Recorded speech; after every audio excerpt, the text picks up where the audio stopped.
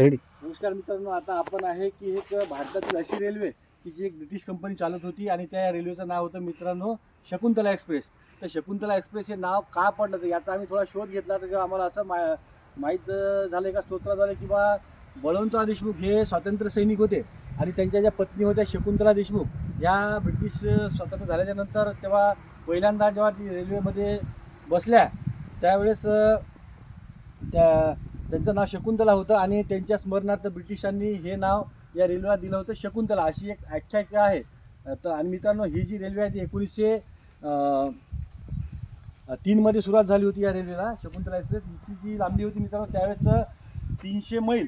300 मैल म्हणजे जवळपास मित्रांनो आजचं 179 ते 190 किलोमीटर या रेल्वे लाईनचं अंतर होतं मित्रांनो. याची जी रेल्वे पटरी जी होती ती होती 2 फूट आणि 6 इंच. ही रेल्वेची जी पटरी जी दिसत आहे आपल्याला बघा, हिचं अंतर 2 फूट 6 इंच. ही सर्वात भारतातील कमी अंतर असलेली रेल्वे पटरी आहे आणि ही एकमेव अशी भारतातील रेल्वे आहे की जेव्हा भारत स्वतंत्र झाल्याच्या नंतर जेव्हा सर्व रेल्वे भारतीय रेल्वेमध्ये ब्रिटिशांच्या विलीन झाल्या, तर ही एकमेव रेल्वे अशी होती की हे CRPF नावाची कंपनी चालत होती आणि ही CRPF कंपनीला जेव्हा भारत स्वतंत्र झाला त्यानंतर जवळपास 1.5 ते 2 कोटी रुपये याचं वार्षिक भाडं भारत सरकारला या कंपनीला द्यावं लागत असे.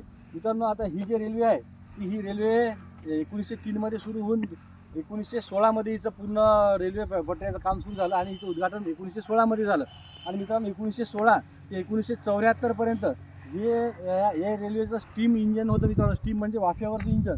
तर वाफेवरच्या इंजिनावर ही रेल्वे चालत होती आणि नंतर मित्रांनो काय झालं की 1974मध्ये या वाफेवरचं इंजन बदलून त्या कंपनीने काय केलं की जे इंजन जे आहे ते याचं डिझेल इंजन बसवलं 1974ला. तर मित्रांनो 1974 ते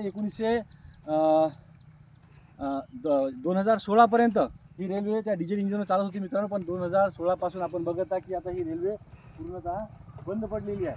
आणि आपण इथं बघू शकता की आता या रेल्वेचे जे आहेत पटऱ्या या थोड्या विस्थापित झालेल्या आहेत.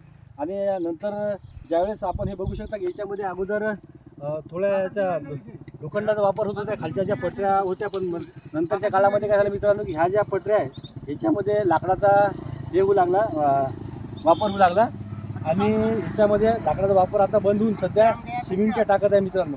आणि ही रेल्वे आहे मित्रांनो अचलपूर ते यवतमाळ इतकं या रेल्वेचं अंतर होतं. याचं सेंट्रल जे होतं मित्रांनो तर ते मूर्तिजापूर होतं आणि याच्याचं सर्वात महत्त्वाचं स्टेशन म्हणजे मोतीबाग म्हणजे आता आमचं दारवा ठीक आहे यवतमाळ जिल्ह्यामध्ये आहे. तर हे रेल्वे जे आहे मित्रांनो अगोदर विदर्भातील कापूस हा बंदरापर्यंत न्यायसाठी आणि बंदरामधून आपल्या जहाजामध्ये टाकून बाहेरच्या देशामध्ये न्यायसाठी या रेल्वेची अगोदर सुरुवात झाली होती मित्रांनो. आपल्याला जर हा व्हिडिओ आवडला असला तर आमची ही जी रेल्वे आहे जगात भारतातील एकमेव की जी ब्रिटिश कंपनी चालत होती आणि प्रायव्हेट कंपनीच्या अधीनस्थ होती मित्रांनो. ही रेल्वेसुद्धा आज बंद पडलेली आहे. आपण अपेक्षा करू की आपला जो वर्धा यवतमाळ नांदेड जो रूट आम्ही नेहमी तुम्हाला दाखवतो हा लवकरात लवकर सुरू होईल. धन्यवाद.